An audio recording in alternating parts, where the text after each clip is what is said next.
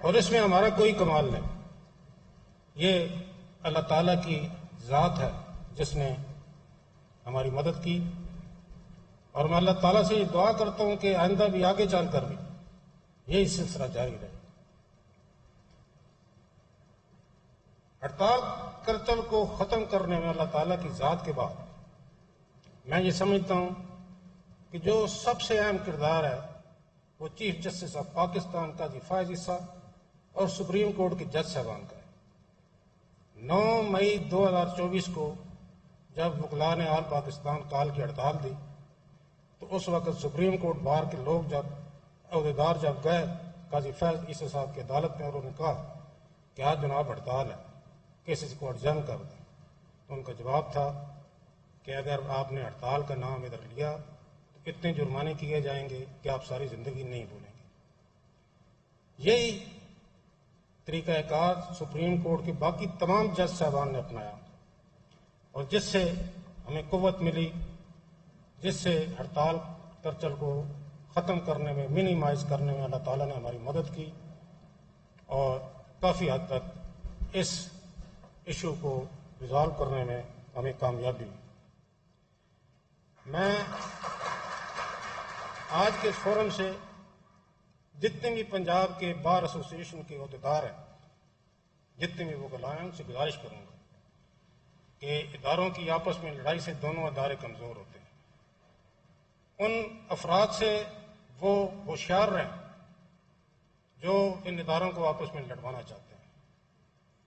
ہر جج کے دل میں وکیل کا بڑا احترام ہے، جس میں میں بھی شامل ہوں،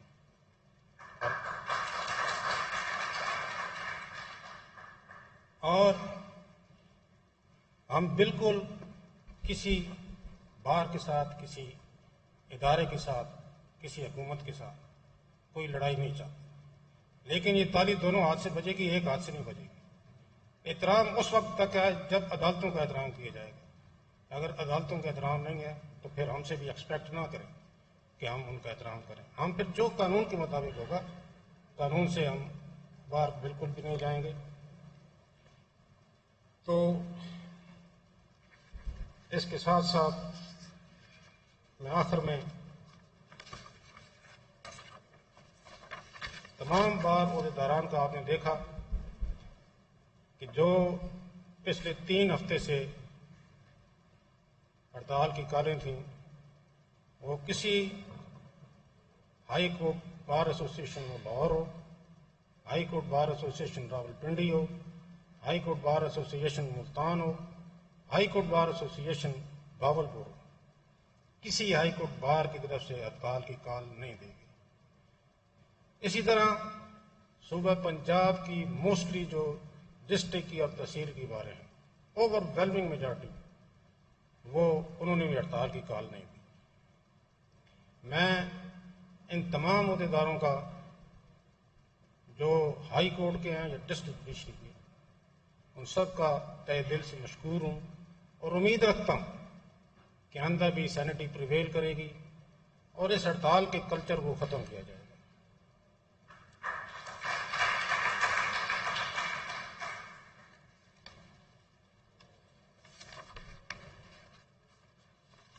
اس بابت آپ کو پتہ ہی ہے کہ محترم چیف جسٹس پاکستان قاضی فائز عیسیٰ، جو کہ بانیان پاکستان میں سے قاضی عیسیٰ صاحب کے بیٹے ہیں، ان کے دل میں درد ہے اس قوم کا، کہ انہوں نے اس سے پہلے بھی 2023 SCMR 421 میں یہ رپورٹڈ ججمنٹ ہے جس میں انہوں نے کہا ہے کہ وکیل جب فیس لے لیتا ہے تو اس کا یہ فرض ہے کہ وہ عدالت میں پیش ہو، اور انہوں نے یہ وکلاء کی ہڑتال کو ڈسکریج کیا۔ اسی طرح پشاور ہائی کورٹ کی ججمنٹ PLD 2023-145 پشاور 145، اس میں جو رول 175B ہے لیگل پریکٹیشنر اور بار کونسل رولز کا، جس میں یہ کہا گیا تھا کہ اگر کوئی وکیل یا کوئی بار پاکستان بار کونسل کے کہنے پہ ہڑتال نہیں کرے گی اور عدالتوں میں وہ وکیل پیش ہوگا تو وہ مس کنڈکٹ کا مرتکب ہوگا۔ اس رول کو انہوں نے آرٹیکل 4, 8 اور 18 کے منافی قرار دے کر اس کو وائڈ قرار دے دیا اور اس کو قانون سے حذف کر دیا۔ میں امید رکھتا ہوں کہ آئندہ بھی اس سسٹم میں بہتری لانے کے لیے ہم سب نے مل کر کام کرنا ہے، آپ نے بھی، وکیلوں نے بھی، اور باقی جتنے متعلقہ ایجنسیز ہیں ان نے۔ آپ سے یہ گزارش ہے کہ جب اپنا آپ فرائض سر انجام دیں تو بغیر کسی ڈر، خوف اور لالچ کے وہ سر انجام دیں۔ ہم نے نہ کسی حکومت کی، نہ کسی ایجنسی کی، نہ ہی کسی ادارے کی کو بی ٹیم بننا ہے۔ ہم نے اللہ تعالیٰ کو جواب دینا ہے۔ اگلے جہان میں ہمارا حساب ہوگا، اس وقت ہمارا ساتھ کوئی اور نہیں کھڑا ہوگا۔ تو آپ نے اللہ تعالیٰ کو حاضر ناظر جان کے اپنے فرائض سر انجام دینے ہیں۔ اور یہ آپ دیکھیں کہ اس ملک کے لوگوں کا ایک خواب تھا، آزاد عدلیہ۔ اس خواب کی تعبیر کے لیے سب سے پہلے ایک عظیم جورس جج اے آر کارنیلیس صاحب نے اپنے سفر کا آغاز کیا۔ یہ سفر چلتا رہا اور اس میں شامل ہوتے گئے جسٹس سعید الزمان صدیقی، جسٹس بدیع الدین، جسٹس ناصر اسلم زاہد، جسٹس خلیل الرحمان اور بہت سارے جج صاحبان۔ اور اس سفر میں ایک بہت اہم کردار سابقہ چیف جسٹس پاکستان افتخار محمد چودھری صاحب اور ان کے رفقا کا رہا۔ اس کی تعبیر، انڈیپینڈنٹ جوڈیشری کی خواب کی تعبیر کے لیے ہم سب نے اپنا اپنا حصہ ڈالا اور اس خواب کو تعبیر دے کے ہم نے چھوڑنا۔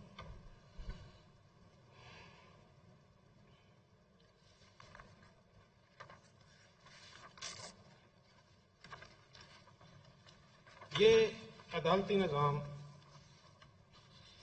کسی طاقتور کے لیے نہیں بنایا گیا۔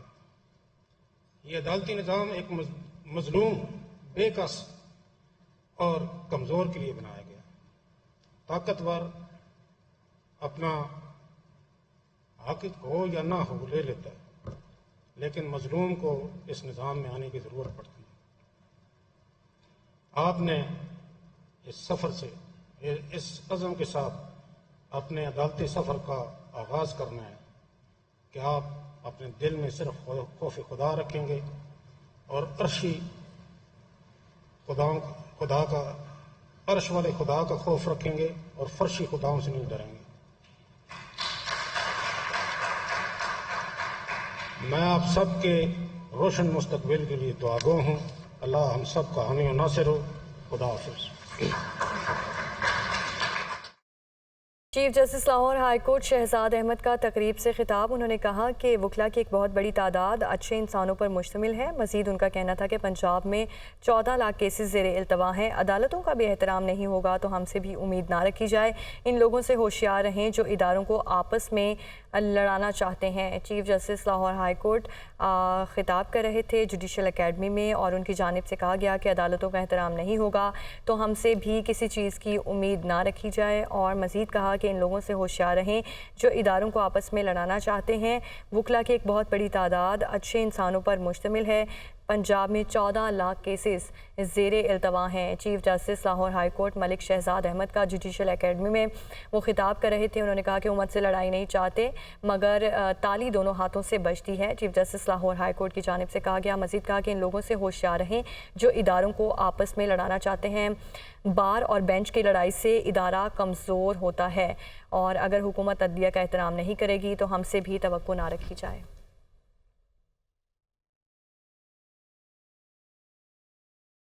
لاہور ہائی کورٹ نے عدالتی کارروائی کی نشریات بندش کے خلاف دائر درخواست کا تحریری فیصلہ جاری کر دیا۔ جسٹس عابد عزیز شیخ نے آج کی سماعت کا 6 صفحات پر مشتمل تحریری فیصلہ جاری کیا۔ وکیل درخواست گزار کے مطابق میڈیا پر ایسی پابندی سپریم کورٹ کے فیصلے کے خلاف ہے۔ عدالت اٹارنی جنرل سمیت دیگر فریقین کو 29 مئی کے نوٹسز جاری کرتی ہے، اور یہ فیصلہ بھی کیا گیا ہے۔ سمرا ملک ایڈوکیٹ نے پیمرا کا نوٹیفیکیشن لاہور ہائی کورٹ میں چیلنج کیا تھا۔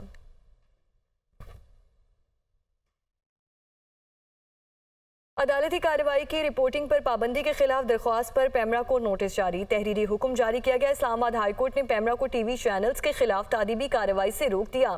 چیف جسٹس عامر فاروق نے کورٹ رپورٹرز تنظیموں کی درخواست پر سماعت کی۔ اسلام آباد ہائی کورٹ نے پیمرا اور سیکریٹری انفارمیشن کو نوٹس جاری کر دیے۔ اسلام آباد ہائی کورٹ کے چیف جسٹس عامر فاروق نے تحریری حکم نامہ جاری کیا۔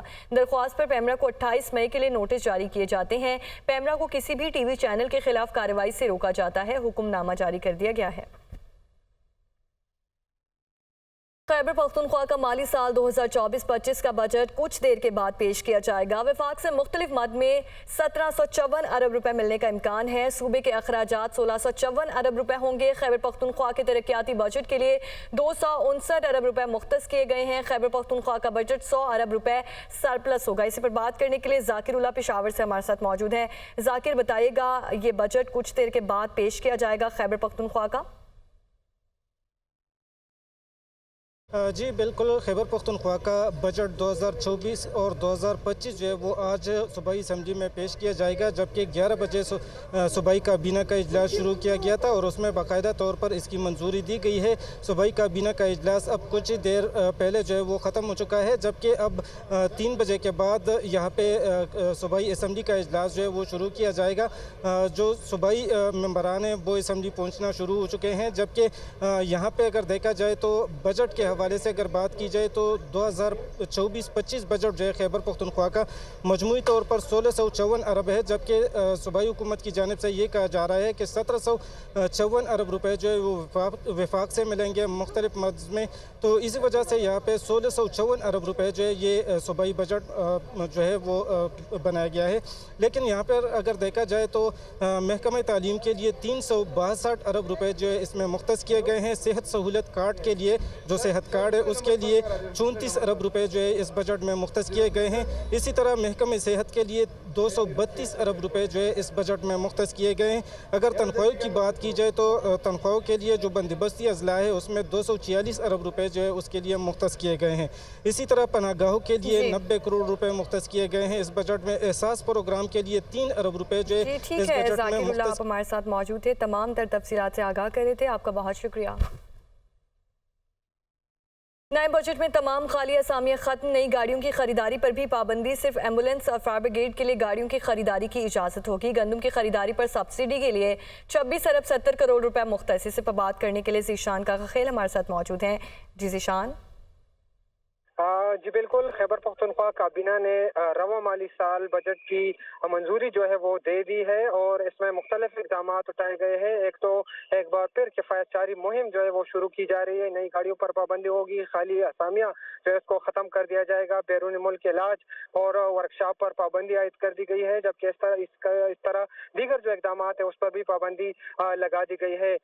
جو وزیر اعلیٰ کی زیر صدارت اجلاس شروع ہوئی تھی وہ اب ختم ہو گئی ہے اور کابینہ نے بجٹ کی منظوری جو ہے وہ دے دی۔ بی آر ٹی کے لیے 3 ارب روپے کی سبسڈی جو ہے وہ دے دی گئی۔ اس طرح گندم کی خریداری کے لیے بھی سبسڈی جو ہے وہ دی گئی ہے۔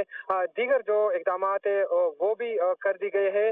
فائنانس بل بھی کابینہ نے جو ہے اس کو منظور کر لیا ہے، بلکہ اے ڈی پی اور دیگر جو منصوبے تھے اس کی منظوری بھی جو ہے وہ کابینہ نے دے دی ہے اور اب سے کچھ دیر بعد جو ہے یہ بجٹ جو ہے اسمبلی میں پیش کیا جائے گا اور اس پر جو ہے پھر بحث ہوگی۔ جی ٹھیک ہے، ذیشان کا خیل ہمارے ساتھ موجود تھے، بہت شکریہ۔ وزیر اعلیٰ خیبر پختونخوا علی امین گنڈا پور نے کہا کہ ہماری تیاری مکمل ہے، اسی لیے وفاق سے پہلے بجٹ پیش کر رہے ہیں۔ ایس آئی ایف سی میں ہمیں نہیں بلا رہے، ہم ان کو سپورٹ کر رہے ہیں۔ اگر ان کو لگتا ہے کہ ڈائریکٹ انویسٹر نہیں آئے گا، ہمارے پاس تو یہ ان کی خام خیالی ہے۔ اپنے صوبے کے شیئر پر بالکل سمجھوتا نہیں کریں گے۔ بجلی لوڈ شیڈنگ کے ذمہ داروں کو عوام مسترد کر دیں۔ 15 دن بعد بتاؤں گا صوبہ کس کا ہے، پھر بتاؤں گا صوبائی خود مختاری کیا ہے اور اپنا حق کیسے لینا ہے۔ ہماری تیاری مکمل ہے۔ اس حوالے سے اپنا بجٹ ہم انشاءاللہ پیش پہلے کر رہے ہیں، کوئی فرق نہیں پڑتا اگر کوئی ایسی چیز ہوگی وفاق کے بجٹ کے اندر جو ہمارے صوبے کے اوپر اس کا کوئی چیز ہوگی اور اثر انداز ہوگی کسی بھی حوالے سے تو ہم اس کو آپ کر لیں گے، کوئی مسئلہ نہیں ہے اس کے اندر۔ یہ جو نہیں بلا رہے ایس آئی ایف سی میں، ہم نے تو اس کو سپورٹ کیا ہے۔ ٹھیک ہے، اگر ہمیں نہیں بلائیں گے اور یہ چاہتے ہیں کہ اس طریقے سے انہوں نے ملک چلانا ہے تو ہمیں تو کوئی مسئلہ نہیں ہے، لیکن اس میں جو ہمارے صوبے کا شیئر ہے اس میں ہم بالکل کوئی کمپرومائز نہیں کریں۔ حق ہم لینا جانتے ہیں، ہم نے ٹائم لائن دی ہوئی ہے 15 دن کی، ان کے پاس ٹائم نہیں ہے بات کرنے کا۔ جب 15 دن گزریں گے، وہ ڈیٹ میرے پاس لکھی ہوئی ہے، پھر میں ان کو بتاؤں گا کہ پھر بٹن کس کا ہے, بجلی کس کی ہے, صوبہ کس کا ہے, اور پھر صوبائی خود مختاری کیا ہے, اور اس کے علاوہ اپنی خودداری کیا ہے, اور اپنا حق لینا کیسے ہے, پھر میں ان کو بتاؤں گا. وزیر اطلاعات عطا اللہ تارڑ نے کہا ہے کہ ایک وزیر اعلیٰ ماحول خراب کر رہے ہیں, باقی وزراء اعلیٰ کام کرتے ہیں, آپ صرف تباہی اور بربادی چاہتے ہیں. وفاق سے قبل صوبہ کیسے بجٹ پیش کر سکتا ہے؟ IMF کو خط لکھنے والے SIFC پر حملہ آور ہیں. کچھ لوگ سوشل میڈیا پر مہم چلا رہے ہیں. آپ کیا سمجھتے ہیں مہم میں کامیاب ہو جائیں گے؟ آپ معیشت کے خلاف مہم چلا رہے ہیں. وہ اسلام آباد میں نیوز کانفرنس کر رہے تھے. ایک صوبے کے وزیر اعلیٰ اس ماحول کو خراب کرنا چاہتے ہیں.